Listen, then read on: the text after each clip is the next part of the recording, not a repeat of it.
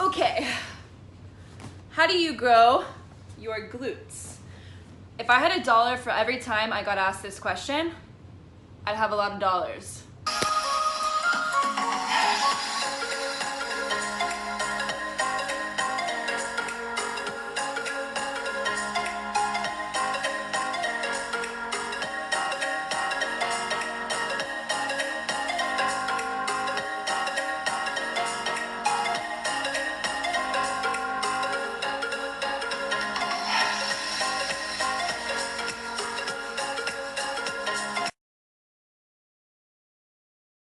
First things first, the shape of your glutes are going to be different than another person's shape. It's just how you're built, that's how it is. Your glutes are not gonna look the exact same as someone else's because everyone's different. Just wanna say that. And I know you wanna have glutes, but it takes time. And there's a lot of things that are involved. I'm gonna share with you my tips and tricks on how I did it. Cardio. So as some of you guys know, I was a runner my entire life. I ran track in college, all through high school, middle school. I also did competitive cheerleading. I do think that track sprinting had a lot to do with lifting my glutes. However, don't get that confused. I will try to insert a picture here. I did not have glutes. I had the shape, but I did not have large glutes. I didn't have any type of, muscle there as much as I do now. So anyways, I used to think that you need to do a ton of cardio to lose the fat around your glutes, which is true in some ways. However, if you do too much cardio, it's impossible to retain muscle over time. You can still retain muscle with cardio, but if you're overdoing it like I was, then it's very hard to hold on to that muscle. So when I stopped running as much is when I started to notice a lot of progress. So I still included cardio, and I do recommend adding in some cardio, but my cardio was 2 times a week of like 20 minutes. And during this time, I was very afraid to gain weight. I did not want to gain weight. I was like terrified by it. I wanted to have abs still. I wanted to whatever else. So during this time, I cut my cardio down and I was super scared to increase my calories.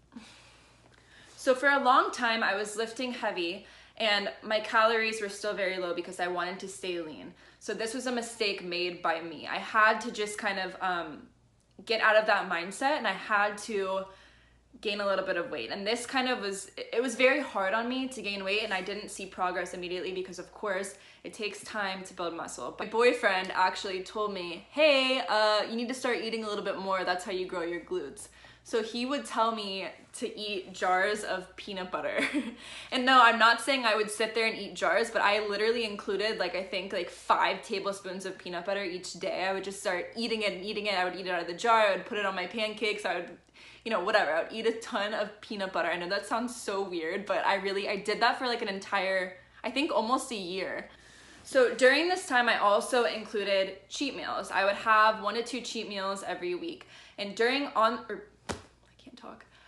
on those days that I would have cheat meals, I would make sure that I had a heavy leg session. I started kind of researching okay, what different exercises can I do to really isolate my glutes? So I started getting rid of more compound movements. Instead, I incorporated a lot of isolation movements. So one thing that I used, fit accessory resistance bands.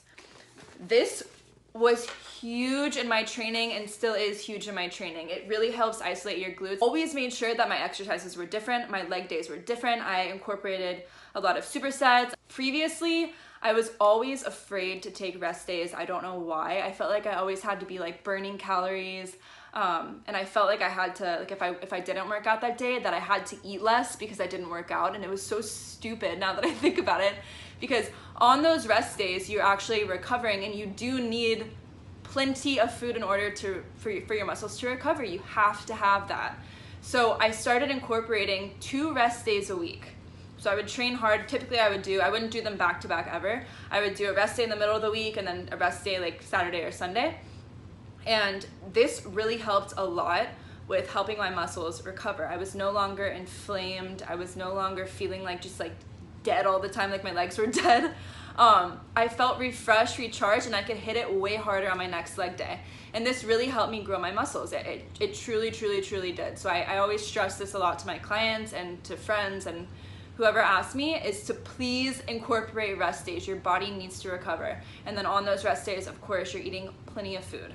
So, okay, so recovery, lifting heavy, isolation movements, eating more, and less cardio. So the next thing is sleep. So I know it's very hard for a lot of people to get a lot of sleep at night, and I totally understand that.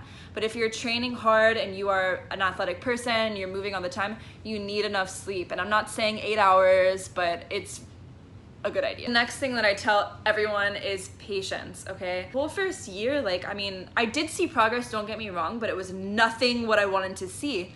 And I started to kind of get unmotivated, and I was like, am I even doing the right thing? I don't know. I'm in like the 7th year, and I have maintained that shape. I've retained the muscle because I continue to work it, okay? And I continue to do these accessory movements. Anyways, my waist used to be very thick, and it's still like, I naturally have a thick waist. It's not like tiny, but one thing that I did was I stopped training my obliques so much. I used to do like heavy obliques in the side, and I swear to God, like my stomach was like boxy, and then like the obliques were like kind of like out, like it was just weird. It was really weird. So I didn't have like proportion from my glutes to my waist. It was just like the same, and it looked so freaking weird. So when I finally stopped training my obliques heavy and stopped training my abs heavy, my stomach started to shrink. So I would get that like that look of like I had larger glutes than I did, just because the proportion was there. So that helped me a lot as well, to see kind of like, it was an illusion basically of having a smaller waist and larger glutes. If you see people like taking pictures of their glutes and they look like freaking gigantic, it's probably because they're sucking in their stomach like a shitload, or they're twisting so much to where you can't really like see their entire stomach, and they're just like, do you know what I mean? Probably not, but anyway, so a lot of it is an illusion from your waist to your hip ratio, and that's kind of what you want as well. So that is that. Also, building your lats and building kind of a wider back will give you that shape as well. So that's another thing that helps. So basically, we have covered sleep, eating more, training heavy, training with bands, doing more accessory movements, switching things up, taking more rest days, cutting down your cardio, doing more HIIT, patience,